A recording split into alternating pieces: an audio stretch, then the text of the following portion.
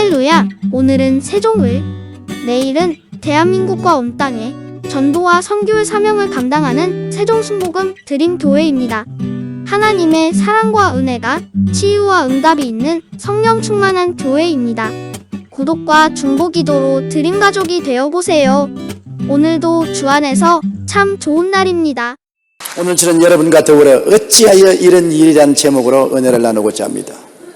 하나님은 천상천하의 유일무이하신 절대 주권자가 되십니다. 그 때문에 하나님께서는 무엇이든지 당신이 원하는 대로 기뻐하시는 대로 행하십니다. 하나님의 행하심에 대하여 그 누구도 왜 그렇게 행하시냐고 질문할 수 없습니다. 왜냐하면 온 우주는 하나님의 것이고 인류도 하나님이 지으셨고 하나님은 전지전능무소부재하심으로 무엇이든지 하나님은 모든 것을 아시고 하나님 원하신 대로 행하시기 때문인 것입니다. 그러나 인간들이 하나님께 던지는 질문들이 많습니다만 이 질문들을 하나님께서는 우리에게 이해하도록 대답해 주시지 않습니다. 많은 문제에 관해서 우리가 이해를 하려고 하는데 하나님은 우리의 질문에 대답하지 아니하시므로 이해가 잘 되지 않는 문제가 많습니다. 왜 에덴 동산에 선악과를 만들어 놓으셨나요? 왜 마귀가 시험하도록 하셨나요? 이와 같은 질문은 예수 믿는 사람이면 다 한 번씩 하는 질문입니다. 그러면 우리는 구차스럽게 하나님을 위해서 변명하려고 애를 씁니다. 선악과를 만들고 마귀가 시험하게 한 것은 사람을 꼭두각시로 만들지 않고 자유의지를 가진 인간으로 만들었기 때문에 자율적으로 하나님을 믿고 순종하느냐 아니냐를 시험해 보기 위해서 그렇게 하셨다. 그렇게 우리가 하나님을 위해서 변명을 하고 설명을 하려고 애를 씁니다만 그러나 별로 시원치가 않습니다. 우리의 해답은 크게 이해를 도와주지 못합니다. 또 사람들은 왜 하나님은 유독 아브라함을 선택하시고 유대민족을 선민으로 삼으셨습니까? 유대민족을 가나안 땅에 심기 위해서 가나안의 7민족을 다 전멸시켰습니까? 남녀 노유 유아까지라도 다 멸절시킨 이유가 어디에 있습니까? 왜 그랬습니까? 우리는 이해할 수 없습니다. 거기에 대해서 하나님은 이해시키려고 대답하지 않습니다. 우리가 구차스럽게 설명을 하려고 하죠. 가나안에 있는 7족은 우상을 섬기고 완전히 타락하고 부패했기 때문에 하나님 앞에서 더 이상 생존할 수 있는 가치를 상실하고 말았다. 이스라엘을 세워서 정결한 신앙과 행동을 하는 민족을 통해서 구주 예수가 태어나게 하기 위해서는 먼저 청소부터 해야 되었다. 이런 구차스러운 설명을 합니다만 그것이 이해를 돕지 못하고 있다는 것을 잘 알고 있는 것입니다. 하나님께서는 유독이 아브라함을 사랑하시고 유대민족을 사랑하시고 선민으로 삼으신 데 대해서 우리는 고개를 갸우뚱하고 이해할 수 없다고 말합니다. 창세기 12장 2절로 3절에 보면 내가 너로 큰 민족을 이루고 내게 복을 주어 내 이름을 창대케 하리니 너는 복이 될지라. 너를 축복하는 자에게는 내가 복을 내리고 너를 저주하는 자에게는 내가 저주하리니 땅의 모든 족속이 너로 말미암아 복을 얻을 것이라 하신지라. 엄청난 복을 약속해 준 것입니다. 신명기 7장 7절로 8절에 야훼께서 너를 기뻐하시고 너희를 택하시면 너희가 다른 민족보다 수요가 많기 때문이 아니라 너희는 오히려 모든 민족 중에 가장 적으니라. 야훼께서 다만 너희를 사랑하심으로 말미암아 또는 너희 조상들에게 하신 맹세를 지키려 하심으로 말미암아 자기의 권능의 손으로 너희를 인도하여 내시되 너희를 그 종되었던 집에서 애굽 왕 바로의 손에서 속량하였다고 말씀하셨습니다. 거기에 대해서 우리들은 고개를 갸우뚱합니다. 왜 하나님은 구태여 오직 유대민족만 사랑하고 건져내셔서 가나안 땅에 독야청청하게 만드시고 다른 민족은 박멸하셨는가? 이해가 되지 않습니다. 예수님도 여러분 이해할 수 없는 고통에 몸부림쳤을 때 하나님이여 하나님이여 어찌하여 나를 버리시나이까 질문했지만은 하나님 대답하지 않으셨습니다. 주님은 십자가에서 못박이에 6시간 동안 매달렸습니다. 얼마나 아팠겠습니까? 양손과 양발에 대못이 박히시고 피를 흘리시고 땀을 흘리시고 탈수가 되고 빈혈이 되고 온몸의 호흡이 곤란하고 극단의 괴로움 속에서 주님은 하나님이여 하나님이여 어찌하여 나를 버리시나이까 통곡을 했지만은 하나님은 대답하지 않았습니다. 이해할 수 없습니다. 성경 시편 21편 1절에 보면 어찌 나를 멀리하여 돕지 아니하옵시며 내 신음소리를 듣지 아니하시나이까 탄식한 것입니다. 또한 왜 2차 대전 때 히틀러가 600만 유대인들을 참혹하게 학살하도록 침묵하셨나요? 그 질문 많이 합니다. 오늘 유대인들에게 제가 예수를 전도하면 그들은 단호하게 머리를 흔들면서 말합니다. 제2차 세계대전 당시에 우리 유대인 600만 명이 히틀러에게 살해당할 때 하나님은 침묵하셨다. 하나님은 고개를 돌려버리셨다. 하나님이 안 계시든지 하나님이 우리를 사랑하지 않든지 둘 중에 하나인데 어떻게 하나님을 믿으란 말입니까? 설명을 해 주십시오. 설명을 할 수도 없고 이해시킬 수도 없습니다. 우리는 하나님을 위하여 변호사가 되려고 노력하지만 시원한 대답을 할 수가 없습니다. 그러나 우리가 설명하는 것은 마태복음 27장 24절로 25절 말씀을 통해서 설명하라고 애를 씁니다. 빌라도가 물을 가져다가 무리 앞에서 손을 씻으며 이르되 이 사람의 피에 대하여 나는 무지하니 너희가 당하라. 백성이 다 대답하여 이르되 그 피를 우리와 우리 자손에게 돌릴지어다. 그들은 예수 그리스도를 빌라도에 넘겨주고 십자가에 못 박게 할 때 빌라도가 나는 책임이 없으니 너희들 책임지라고 하니까 우리와 우리 자손들이 책임지겠다고 그랬어요. 하나님은 공의로운 하나님이시기 때문에 그들의 책임지겠다는 말에 대한 응답으로서 그 자손 600만 명을 제2차 세계대전 동안에 학살을 당하게 했다고 우리는 설명하려고 애를 씁니다. 그래도 그 설명이 신통치가 않습니다. 시원하지가 않습니다. 1944년 7월 20일 히틀러 암살 사건에 연루되어 게슈타포에게 사형을 당한 괴들러 박사의 수기를 보면 이런 내용이 나옵니다. 자문이 이룰 수가 없다. 개인의 운명에 관심을 가지고 있는 하나님은 과연 계실까? 나는 그것을 믿기가 어렵다. 왜냐하면 하나님은 수십만의 사람들이 공포와 절망 속에서 미쳐가는 것을 그대로 놓아두셨기 때문이다. 하나님은 수백만의 사람들이 공포의 풀풀무 속에 떨어져 허우적거릴 때 손끝 하나 깜짝하지 않고 죽게 내버려 두셨다. 일반적으로 사람들은 이해할 수 없는 고난 앞에서 절망하고 낙심합니다. 우리 크리스찬 역시 이런 질문 앞에서 하나님을 위해 변호사가 되려고 노력하지만 시원한 대답을 할 수가 없습니다. 우리가 이해할 수 없는 일이 너무나 많죠. 우리의 개인 생활에도 왜 이 고통이 내게 다가옵니까?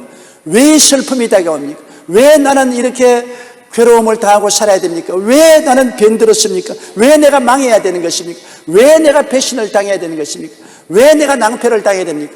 수많은 왜라는 질문을 하지만은 하나님은 침묵하십니다. 우리는 이해를 할 수가 없습니다. 이해를 못하기 때문에 답답하지요. 왜 하나님은 침묵하실까요? 전지전능하신 하나님의 무한하시고 영원하신 계획과 섭리를 우리는 머리로서 이해할 수가 없습니다. 예를 들어 말하면 유치원 아동이 선생님이 찾아와서 고등수학을 묻습니다. 겨우 1, 2, 3, 4, 5, 6, 7, 8, 9, 10을 깨달은 어린아이가 선생님에게 고등수학에서 미분과 적분을 가르쳐 주십시오. 미분과 적분이라는 고등수학은 어린아이가 도저히 이해할래야 이해할 수 없습니다. 그럴 때 이해를 시킬 수 있는 도리가 없기 때문에 선생님은 어린아이 머리를 싸면서 하하 그냥 따라오너라. 그 말밖에 할 것이 없습니다. 이해가 안 됩니다. 우리가 아인슈타인 박사에 가서 아인슈타인 박사님 상대성 원리를 설명을 해 주십시오. 이는 MC 자성이라고 했는데 질량에다가 광속도를 배합한 것이 에너지라고 했는데 이게 뭡니까? 이거 좀 알려주십시오. 도저히 아인슈타인 박사가 우리같이 문외한에게 상대성 원리를 설명할 수 없기 때문에 아인슈타인 박사가 계시면 가만히 우리를 쳐다보고 싱긋이 웃고 고개만 끄덕끄덕하고 말 것입니다. 왜? 설명할 수가 없습니다. 우리는 그런 것을 이해할 만한 지혜와 총명이 없기 때문인 것입니다. 그냥 우리에게 믿으라고 할 따름이지 이해를 시킬 수는 없다는 것을 우리는 알 수 있는 것입니다. 여러분, 유한한 인간의 식견으로 전지하신 하나님을 어떻게 이해할 수 있겠습니까? 하나님은 이해할 수 없기 때문에 하나님은 침묵할 수밖에 없습니다. 설명할래야 설명할 수 없고 깨닫게 할래야 깨닫게 할 수가 없을 때는 하나님은 그냥 일하시고 침묵하실 수밖에 없으신 것입니다. 창조주의 섭리와 운행을 피조물인 인간이 다 헤아릴 수 없습니다. 한 시인은 이렇게 노래했습니다. 나룻배가 바다를 담을 수 없듯이 인간의 조그마한 가슴에 하나님의 넓은 세계를 담을 수가 없다. 그렇지 않습니까? 나룻배가 바닷물을 다 그 속에 어떻게 담습니까? 못 담지요. 인간이 어떻게 우주를 다 이해하고 하나님의 행하시는 일을 깨달을 수가 있겠습니까? 할 수 없지 않아요. 인간은 유한한 시간과 공간의 산물입니다. 이러한 인간이 무한하시고 영원하신 하나님의 마음을 어떻게 이해할 수 있을까요? 이 세상 만물을 이해해야 우리는 믿겠다고 한다면 믿을 것 별로 없습니다. 금이 가고 조금 깨진 오래된 물 항아리 하나가 있었습니다. 그 항아리의 주인은 다른 항아리와 함께 그 깨진 항아리를 가지고 물을 깃는 데 사용했습니다. 오랜 세월이 지나도록 주인이 깨진 항아리를 버리지 않고 사용함으로 깨진 항아리는 항상 주인에게 미안한 마음이 있었어요. 내가 온전치 못해서 주인님께 폐만 끼치는구나. 나로 인해 그토록 힘들게 구한 물이 새어버리는데 아직도 나를 사용해 주시다니. 그래서 하루는 깨진 항아리가 용기를 내서 주인에게 물었습니다. 주인님, 왜 저를 버리고 온전한 새 항아리를 구하지 않으시나요? 저는 이제 별 쓸모가 없을 텐데요. 그 말에 주인은 싱긋이 웃고 대답을 안 했습니다.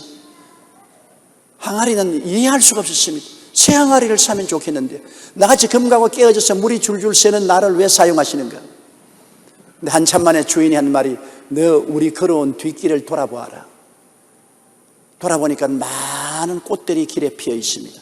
아주 하늘하는 바람에 나부끼며 아름다운 꽃이 이쁘게 피어 있습니다. 내가 깨닫고자 하느냐? 네가 깨어진 물항아리가 돼서 물을 줄줄 흘렸기 때문에 저 꽃들이 다 살고 아름답게 피어 있단다. 물을 한 방울도 안 흘렸으면 저 꽃들은 다 말라 죽었을 것이다. 이쯤 돼서 날았겠느냐? 그렇게 설명을 했습니다. 여러분, 항아리는 고개를 끄덕끄덕하고 이해를 했지만은 우리의 삶은 그렇지 못할 때가 많습니다. 인간은 유한한 시간과 공간의 산물이므로 무한하시고 영원하신 하나님의 계획과 섭리를 이해할 수가 없습니다. 그럴 때 하나님은 그냥 웃고 침묵할 따름입니다. 하나님 왜요? 웃으시고 침묵하십니다. 왜 이런 일이 생깁니까? 어찌하여 이런 일이 생겼습니까? 웃으실 따름인 것입니다. 하나님은 설명할 수가 없습니다. 인간이 무한하시고 영원하신 하나님의 마음을 어떻게 이해할 수 있을까요? 이사야 55장 8절에 이는 내 생각이 너희 생각과 다르며 내 길은 너희 길과 다르다고 말했습니다. 무지한 상대를 이해시킬 수 없을 때는 그냥 웃고 침묵할 수밖에 없습니다. 어떻게 설명하나요? 설명이 안 되죠. 우리는 감당할 수 없는 이문에 대한 어떠한 태도를 가지고 살아야 되겠습니까? 이 세상에 살면서 너무나 많은 감당할 수 없는 질문이 다가올 때 어떻게 하고 살아야 되겠습니까? 여러분, 아브라함을 생각해 보십시오. 아브라함은 아들을 달라고 하나님께 25년 동안 기도를 해서 100세 아들을 얻었습니다. 그리고 이 아들 이삭이 이제 10대 소년이 되어서 눈에 넣어도 아프지 않습니다. 아버지의 일을 돌봐주고 친구가 되고 같이 먹고 자고 깨고 하는 너무나 사랑스러운 아들이었습니다. 그런데 하루 갑자기 하나님이 아브라함아, 아브라함아, 내 사랑하는 외독자 이삭을 모리아산에 데리고 와서 죽여서 각을 떠서 장작불에 얹어 제물로 내게 드려라. 하나님, 이해가 안 됩니다. 어떻게 25년 동안 기도해서 내게 허락하신 외독자를 모리아산에 가서 잡아서 각을 떠서 장작불에 태워서 제물로 드리라고 합니까? 이해가 안 됩니다. 하나님이 대답하셨습니까? 하나님은 아브라함을 이해시키려고 하셨습니까? 아닙니다. 하나님은 명령하셨을 따름인 것입니다. 아브라함은 이해할 수 없습니다. 그러나 오직 아브라함이 할 수 있는 것은 하나님이 명령하셨음에 하나님의 명령에 순종하고 믿을 따름인 것입니다. 믿고 순종하는 길밖에 없습니다. 아브라함이 무엇을 믿고 순종합니까? 하나님은 절대 사랑이고 선하신 하나님이기 때문에 죽여놓아도 살려주실 것이다. 이해할 수 없으니까. 하나님은 절대 사랑이고 절대 선한 하나님이시기 때문에 하나님께서 불의한 일을 행하지 아니하시고 내게 손해나는 일은 행하지 아니할 것이다. 나는 이해할 수 없다. 눈에는 아무 증거 없고 귀에는 아무 소리 들리지 않고 손에는 잡히는 거 없고 내 앞길 칠흑같이 어두워도 나는 하나님의 사랑을 믿는다. 하나님의 선하심을 믿는다. 하나님의 인자하심을 믿는다. 내가 할 일은 믿고 순종하는 것밖에 없다. 그래서 아브라함은 그 아들을 데리고 사할 길을 걸어서 모리아산에 올라가서 그 아들을 묶어서 장작 위에 얹어놓고 목을 칼로 따기 위해서 머리를 발로 눌렀습니다. 그럴 때 하나님이 아브라함아, 아브라함아, 내 독자 이삭에 칼내지 마라. 내가 내 아들도 아끼지 않고 내게 내어놓았은즉 이제 네가 나를 사랑하는 줄 아노라. 왜 하나님이 그렇게 하라고 한가? 이해는 믿고 순종한 다음에야 다가온 것입니다. 처음에는 설명 안 했어요. 믿고 순종하니까 나중에 하나님이 왜 그렇게 했는지 이해를 시켜주신 것입니다. 여러분, 우리가 인생을 살아가면서 모든 것을 이해하려고 할 때는 가슴이 답답합니다. 그러나 하나님은 절대 사랑이고 절대 선이시기 때문에 천국에 가시는 하나님이 우리에게 유익되게 해주시는 것을 믿을 따름인 것입니다. 믿고 순종하고 사는 것이 신앙입니다. 요셉은 그 고난의 과정마다 하나님의 뜻을 이해할 수 없었습니다. 왜 형들이 자기를 잡아서 발가벗겨 우물물에 던져 넣도록 하나님 내버려 두셨는가? 이해할 수 없습니다. 그 다음에 왜 그들이 건져서 미디안의 대상에게 팔아넘겨서 종으로 팔리게 했는가? 왜 그가 보디발의 집에서 종으로 10년이 넘도록 전뼈가 다 굵도록 고통을 당하고 괴로움을 당하고 살아야 했는가? 이해가 안 됩니다. 겨우 가정 총무가 되어 살만하니까 그 아내의 참소를 받아서 억울하고 답답하게 누명을 덮어쓰고 감옥에 들어가서 2년 동안 감옥에서 썩어야 되는 것입니까? 이해가 안 됩니다. 왜요? 왜 이렇게 됩니까? 무엇 때문에요? 왜 하나님이 이렇습니까? 하나님이 왜 침묵하십니까? 대답하세요. 대답 안 하지 않았습니다. 그러나 그 후에 그는 국무총리가 되어서 돌아보니 걸음마다 자옥마다 그 모든 것이 국무총리가 되는 발걸음이었다는 것을 깨닫게 된 것입니다. 깨달으면 후에 다가오는 것입니다. 믿고 순종하고 따라온 이후에 하나님은 최종적으로 깨닫게 해주신지 깨닫고 따르는 것이 아닙니다. 기독교 신앙이란 깨닫고 난 다음 믿고 순종하는 것 아닙니다. 우리는 믿고 순종하고 난 다음 이후에 깨닫게 되는 것입니다. 왜 하나님 성수주의라고 합니까? 주님께서 꼭 주일날 우리가 교회 오라고 할 필요 없지 않아요? 집에서 인터넷 가지고 예배 드리면 되지 않아요? 왜 교회 나오라고 합니까? 하나님 뭐라고 말합니까? 이해할 필요 없다. 믿고 순종하라. 하나님은 우리가 먹기도 바쁘고 생활이 어려운데 왜 11조 내라 합니까? 왜 11조를 하나님이 잡수시하면 됩니까? 왜요? 하나님 대답하지 않았습니다. 이해를 시켜주지 않습니다.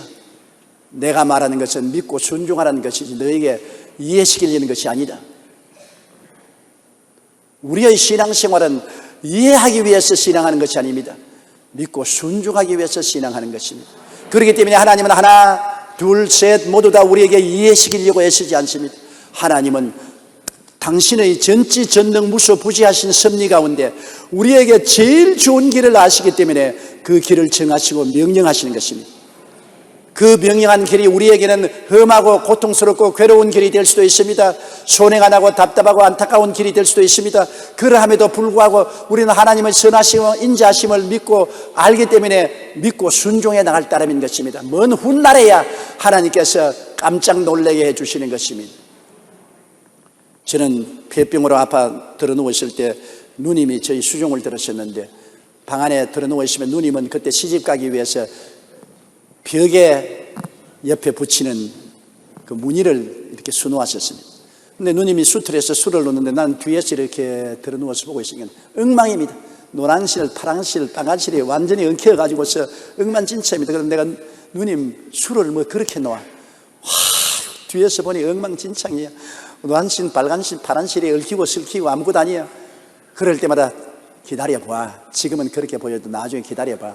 누님이 숯을 다 놓고 난 다음 수틀에서 그 천을 턱 끄집어내서 싹 돌리면 그곳에 꽃이 피고 물이 흐르고 나비가 나르고 새가 아름답게 지저귀고 있는 것을 보았은 것입니다. 하나님의 섭리는 우리가 중간중간에 아무리 깨달아 알려 해도 알 수 없습니다. 완성시켜 놓으면 알 수가 있게 되는 것입니다. 내가 다 이루었다 하실 때 비로소 하나님이 왜 그렇게 하시는지 이해할 수가 있는 것입니다. 그러므로 하나님이 하시는 모든 일을 이해하려고 자꾸 어찌하여 이렇습니까? 왜 이렇습니까? 하지 말고 주의 선하심과 인자하심을 믿고 순종하고 믿는 여러분 되시기를 주의 이름으로 축원합니다.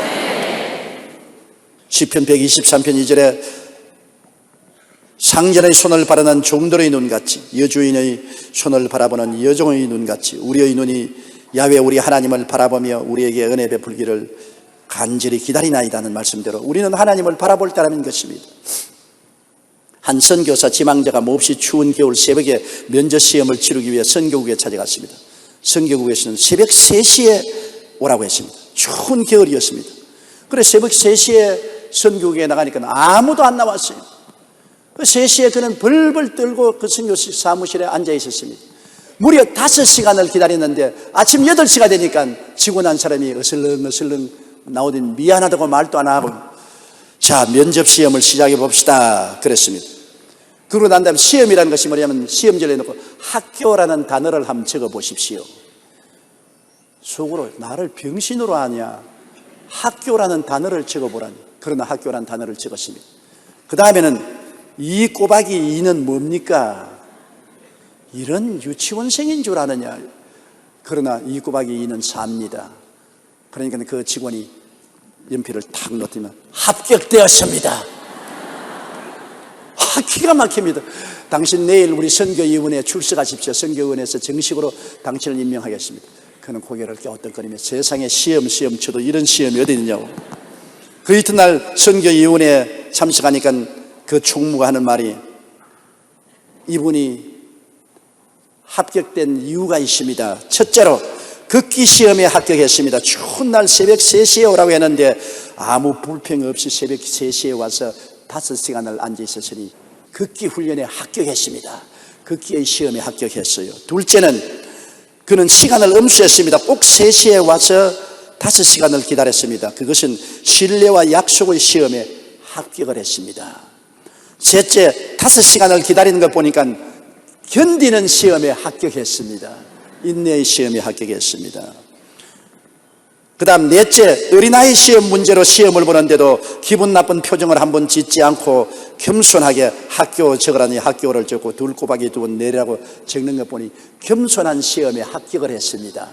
우리 선교사로서 필요한 이 4가지 자격이 모두 다 이분에게 겸비하고 있으므로 우리 선교사로서 자격이 인정됩니다. 그 이야기를 듣고 그 선교사 지망생은 깜짝 놀랐습니다. 그가 한 모든 일이 시험 대상이었습니다. 그는 질문을 받는 것만 시험인 줄 알았는데 새벽에 3시에 오는 것도 시험 친 것이고 추운데 벌벌 떨고 앉아있는 것도 시험 본 것이고 그에게 어린아이 질문을 한 것도 시험 본 것이고 모든 것이 시험을 친 것을 그때야 깨닫게 된 것입니다. 깨달으면 후회하게 된 것입니다. 여러분, 우리의 신앙생활도 마찬가지인 것입니다. 하나님은 때로 우리에게 이해 못할 시험으로 하나님이 시키시는 일에 합당한 자격을 갖추었는지 여부를 판단하십니다. 아브라함은 왜 이삭을 받지 않은지 모르면서 그저 하나님의 말씀에 순종했습니다. 순종과 믿음으로 그는 믿음의 조상이 될 수 있었던 것입니다. 우리도 감당할 수 없는 이문이 삶 속에 다가온다 할지라도 절대 선이신 하나님을 믿으면 그 이유는 나중에 알게 되는 것입니다. 저는 그런 질문을 많이 했습니다. 제가 17살에 한참 청운의 꿈을 품고 나갈 때 폐병으로 쓰러졌습니다. 나는 우리 클래스에서 제가 언제나 수장을 했습니다. 시험을 쳐도 늘 1등을 하고 달리기를 해도 1등을 하고 운동을 해도 늘 1등을 했는데 나는 내 마음속에 굉장한 미래의 꿈이 있었습니다. 위대한 과학자가 되겠다는 꿈이 있었는데 17살에 폐병에 걸려서 쓰러져서 사형선고를 받았습니다. 그때 내가 많은 질문을 했습니다. 왜 다른 애들은 다 저렇게 건강한데 왜 내가 폐병 걸렸습니까? 다른 애들은 자기 청문회의 꿈을 품고 나가는데 왜 나는 폐병으로 쓰러졌습니까? 제가 폐병 요양을 하면서 머리를 이만큼 기르고 초췌한 모습으로 하루는 길거리에 나갔는데 내 동기 동창들이 해군 사관학교 가서 사관생도가 되어 맛있는 사관복을 입고 외투를 입고 겨울에 모자 쓰고 애인들하고 길거리에 걸어가는 걸 보고 나는 무려 하나님, 나는 이게 뭡니까? 왜 나는 버리십니까? 나는 인생에 왜 이렇게 패배자가 됐습니까? 수없이 물어도 대답을 해주지 않았습니다. 부르다가 내가 죽을 이름이여, 불러도 대답 없는 이름이여, 아무리 하나님께 질문해도 대답은 없었습니다. 그러나 세월이 흘러서 이제 48년이 지났습니다. 지금 돌아보니 이제야 대답이 됩니다. 왜 주의 종이 되게 하려고 그렇게 하셨다. 그때는 대답이 없었어요. 갈 길이 캄캄했어요. 오직 내 앞에 열린 길을 따라서 믿고 순종만 하고 울면서 걸어왔습니다. 그런데 지금 돌아보니 내 친구들은 다 인생 은퇴를 하고 지금 할 일 없는데 나는 지금도 할 일이 있고 주님 사업을 위해서 천하에 다니게 됐습니다. 하나님은 반드시 여러분이 왜 이랬습니까? 어찌하여 이랬습니까? 물을 때 대답하지 않습니다. 믿고 순종만 하라. 끝장이 좋아질 것이다. 내가 끝을 좋게 만들어 줄 것이다. 믿고 따라만 오라고 하나님께서는 말씀하는 것입니다. 영원의 섭리 속에서 하나님은 절대 선이시고 그 행하시는 모든 일은 선하시고 인자하신 것입니다. 시편 23편 6절 다 같이 한번 소리내 읽어보십시다. 내 평생의 선하심과 인자하심이 반드시 나를 따르니 내가 야훼의 집에 영원히 살리로다. 내 평생의 선하심과 인자하심이 반드시 나를 따른다고 했는 것입니다. 내가 캄캄한 밤을 지날지라도 하나님은 선하시고 인자하심으로 나를 이끌어 주시고 밝은 대낮을 걸어갈지라도 선하시고 인자하심이 나를 따라서 결과의 악을 변하여 선으로 만드시는 역사가 이루어진다는 것입니다. 그러므로 우리는 모든 것을 이해하려고 하지 말고 순종하고 믿고 나가야만 되는 것입니다. 고린도전서 13장 12절에 우리가 지금은 거울로 보는 것 같이 희미하나 그때에는 얼굴과 얼굴을 대하여 볼 것이요 지금은 내가 부분적으로 하나 그때는 주께서 나를 아신 것 같이 내가 온전히 알리라. 우리는 지금 우리에게 일어나는 모든 문제를 거울을 보듯이 희미하게 알고 부분적으로 알고 완전히 알지 못합니다. 완전한 대답을 얻을 수 없습니다. 하늘나라에 올라가면 그때 하나님께서 우리에게 모든 것을 펼쳐 보여주시면서 그때는 내가 이해할 만한 지성이 없었기 때문에 설명 못했지만은 이제 설명해 주마. 우리의 모든 퀘스천을 설명해 줄 것입니다. 우리는 그때까지 로마서 8장 28절을 믿어야 됩니다. 하나님을 사랑하는 자 곧 그 뜻대로 부르심을 입은 자들에게는 모든 것이 합력하여 선을 이루다니라. 동남풍아 부르라 서부풍아 부르라. 내 앞길 칠흑같이 어두워도 믿고 순종해 나가면 결과에 가서는 선하게 될 것이다. 요셉이 말한 것처럼 형들은 나에게 악을 도모했으나 하나님은 이 모든 것을 선으로 변화시켰다고 하신 것처럼 우리는 하나님의 절대 선을 믿으며 선하심과 인지하심을 믿고 무조건 따라가는 것입니다.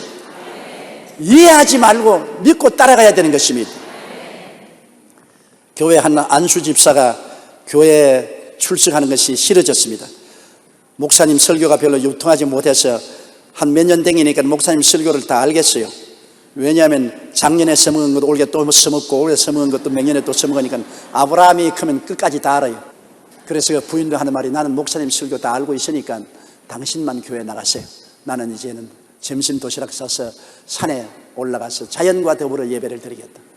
부인 교회 나오고 자기는 도시락 싸서 산에 올라가서 제 들을 내다보고 야호! 야 이게 진짜 예배다. 자연의 하늘 밑에 바람을 쏘이며 아름다운 경치를 보고 찬송가를 부르고 얼마나 좋으냐. 찬송 한 장 척 부르고 배불리 밥 먹고 팔을 벽에 하고 누워있다가 그만 잠이 들었는데 깨보니까 밤중이었습니다. 몸이 오싹하고 추운데 산에 올라왔는데 내려갈 길을 알 수가 없어요. 아이고 하나님, 우리 집사람하고 교회 가서 예배 드렸다면 오늘 편안하게 지금 잠자리에 들어왔을 건데 내가 산 위에 올라와서 혼자 예배 드린다고 고집 부리다가 이 밤중에 산 위에 어떻게 내려갈지 모릅니다. 주님 당신의 안수 집사 좀 도와주시옵소서. 그리고 주여 주여 주여 하고서 들으며 내려오다가 그만 벼랑에서 굴렀습니다. 천길만길 떨어지는 것 같습니다. 뭐에 탁 걸리기에 나무를 탁 잡았어. 대롱대롱 달렸습니다. 하늘은 보니 별빛만 있고 밑은 보니 캄캄하여 아무것도 안 보입니다. 사람 살려라! 메아리 소리만 들리고 아무도 없어요. 팔이 아파 죽을 지경입니다. 하나님, 당신의 안수 집사 죽습니다. 날 좀 살려주옵소서. 그러니까 마음속에 사는 음성이 됩니다. 오냐, 내 안수 집사야, 내가 너 살려주마. 아이고 빨리 살려주옵소서. 오냐, 손을 놓아라. 예? 살려줄 터이니 손을 놓아라. 대렁대렁 매달려 있다가 여보세요, 하나님 이외에 다른 분 없어요. 도저히 이해할 수가 없습니다. 나무에 대렁대렁 달려있는데 손을 놓으면 떨어져서 박살이 날 것인데 이해가 안 되니까 하나님 이외에 다른 사람이 없느냐고 호함을 쳤습니다. 정 아무 대답도 없고 팔이 아프니까 그만 이제는 스르르 손을 놓고 탁 떨어진다 보니까 지상 1m 위에 있습니다. 떨어져 보니까 이해할 수 있습니다. 하나님이 왜 손을 놓으라는 것이. 손을 놓았으면 그동안에 달려서 고생은 안 했지. 하나님 말에 믿고 순종했으면 고생 안 했지요. 여러분, 이해를 하려고 하면 우리의 적은 일에도 고생을 하게 되는 것입니다. 이해하지 말고 믿고 순종하면 하나님이 책임져 주시는 것입니다. 믿고 순종하지 않고 이해하려면 하나님이 책임을 져 주시지 아니하는 것입니다. 우리가 부르는 찬송가 중에 환희 크로스비 여사가 작곡한 찬송이 많습니다. 그녀는 출생 6개월 만에 의사의 실수로 소경이 되었으나 한 번도 하나님을 원망하거나 운명을 탓하지 않고 하나님께 날 감사 찬송을 드렸습니다. 그녀는 간증 중에 내 육신의 눈은 감기였으나 영의 눈을 뜨게 하셔서 하나님의 선한 뜻을 이루셨나이라고 말했습니다. 그녀가 지은 찬송 중에 찬송가 434장 나의 갈 길 다가도록은 전 세계 기독교인들이 예창하는 찬송인 것입니다. 우리 함께 불러보십시다. 나의 갈 길 다가도록 예수 인도하시니 내 주 안에 있는 긍휼 어찌여시 말이요 믿음으로 사는 자는 하늘 위로 받겠네 무슨 일을 만나든지 만사형통하리라 무슨 일을 만나든지 만사형통하리라 나의 갈 길 다가도록 예수 인도하시니 어려운 일 당한 때도 족한 은혜 주시니 나는 심히 고단하고 영혼 매우 가라나 나의 앞에 반석에서 샘물 나게 하시네 나의 앞에 반석에서 샘물 나게 하시네 나의 갈 길 다가도록 예수 인도하시니 그의 사랑 어찌 큰지 말로 할 수 없도다 성령 감화 받은 영혼 하늘나라 갈 때 영영 부를 나의 찬송 예수 인도하셨네 영영 부를 나의 찬송 예수 인도하시니 우리가 이해할 수 없는 상황과 고난을 만날지라도 절대 선이시고 사랑이신 예수님만 따라가면 되는 겁니다. 왜 이런 일이 생겼습니까? 어떻게 해서 이런 생겼습니까? 어디로 가십니까? 그런 질문에 대해서 하나님은 일일이 대답하지 않습니다. 대답해봤자 우리가 이해할 수가 없습니다. 우리는 예수님이 인도하신 대로 믿고 따라만 가면 끝장을 책임져 주시는 것입니다. 이 세상에 일어나는 모든 일들에 관하여 우리가 이해 못할 것이 너무나 많습니다. 우리 개인의 삶 속에서 일어나는 일에도 어찌하여 이런 일이 일어나냐고 탄식합니다. 그러나 우리가 하나 아는 바는 하나님은 사랑이시고 그의 섭리는 종국적으로 선하시고 인자하시다는 것을 믿는 것입니다. 저녁에는 울음이 깃들일지라도 아침에는 웃음이 올 것을 믿는 것입니다. 1930년대 미국에 대공황이 몰려온 적이 있었습니다. 그 당시 클랜스턴 대로라는 유명한 무신론자가 있었습니다. 이 사람은 법률가 출신인데 무신론자요 무정부자였습니다. 미국이 경제공황에 빠지자 그는 자기의 무신론을 설파할 수 있는 제로의 기회라고 생각하여 여기저기 돌아다니며 여러분 이 사태를 보십시오. 하나님이 살아계신다면 미국을 이 모양으로 내버려 놓겠습니까? 우리는 다 잃어버리고 말았습니다. 이것만 보아도 하나님은 존재하지 않는 것이 분명합니다. 그리고 미국 정부를 신랄하게 비판하여 데모와 무장 폭동을 일으키도록 부추겼습니다. 하루는 그가 흑인들을 모아놓고 무신론 강연을 했습니다. 여러분 우리는 다 잃어버렸습니다.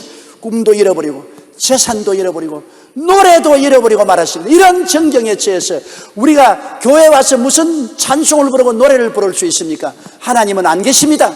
그러자 흑인 할머니가 저 뒤에서 손을 번쩍 들면서 선생님 나는 노래 부를 수가 있어요. 그래서 이 정황에 무슨 노래를 부릅니까? 예수님이 날 위하여 십자가에 못 박여 몸짓고 피를 흘려 주셨으므로 하나님이 얼마나 나를 사랑한다는 것을 알기 때문에 나는 하나님을 믿고 노래할 수 있습니다.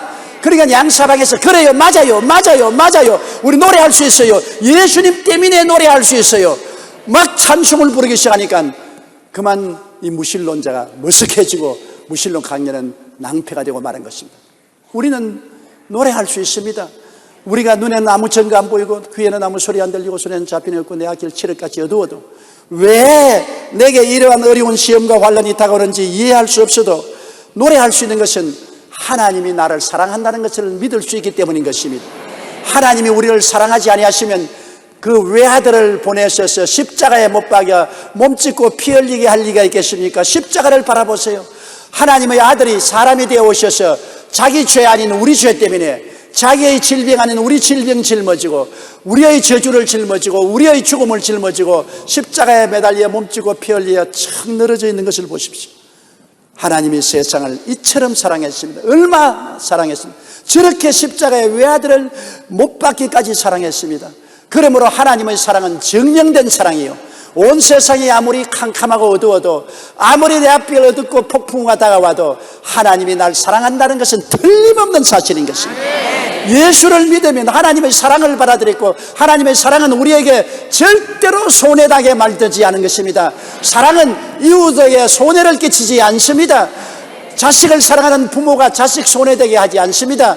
아내를 사랑하는 남편이 아내 손해되게 하지 않습니다. 이웃을 사랑하는 사람이 이웃에 손해되게 하지 않습니다. 우리를 절대로 사랑하는 하나님이 우리에게 절대로 손해되게 하지 않은 것입니다. 그러므로 우리는 알려고 하지 말고 이해하려고 하지 말고 하나님의 사랑을 믿고 하나님의 선하심과 인자하심을 믿고 순종하고 따라갈 따름인 것입니다. 우리 인생은 알고서 따라가는 것이 아니라 믿고 순종하며 꿈꾸고 감사 찬양을 부르며 살고 나아가야만 되는 것입니다. 내가 도저히 이해할 수 없는 환경 속에서 어둡고 캄캄하고 절망적인 곳에서도 하나님의 사랑과 절대 선을 믿고 그는 선하심과 인자하심으로 나를 이끈다는 것을 믿고 순종하고 종국이 좋아질 것을 꿈을 꾸고 우리는 소리 높여 감사 찬송하며 인생을 살아가게 되시기를 주의 이름으로 축원합니다. 다 같이 고개서 기도드리겠습니다. 사랑이 많으신 우리 아버지 하나님, 이 험한 세상 사는 동안에 우리가 상상을 초월한 일들을 당하고 고난을 당할 때가 많습니다. 왜 이런 일이 당합니까? 왜 내가 이런 고통을 당해야 됩니까? 어찌하여 이런 일이 다가옵니까? 아무리 질문해도 하나님은 대답하지 않으십니다. 왜냐하면 우리는 이 세상 고난을 하나님이 설명한들 이해할 수 없기 때문입니다. 내 아버지 하나님, 우리가 오직 하나 아는 것은 우리를 품에 품고 우리를 구원하신 하나님은 사랑의 하나님이요, 절대 선한 하나님이요, 우리에게 좋은 일을 해주시지 나쁜 일을 안 해준다는 것을 알고 있습니다. 하나님의 선하심과 인자하심을 절대적으로 믿고 순종하며 감사하고 찬송하며 나아가게 도와주시옵소서. 눈물을 흘리면서라도 감사하고 찬송하며 나아가게 도와주시옵소서. 고통당하면서도 꿈을 버리지 말고 감사하고 찬송하며 나아가게 도와주시옵소서. 하나님은 절대 선하시고 절대 사랑이시고 그의 선하심과 인자하심이 정녕 나를 따르니 내가 야훼의 집에 영원히 거할 것이옵니다. 하나님 아버지 감사드리옵고 예수님 이름으로 기도드립니다.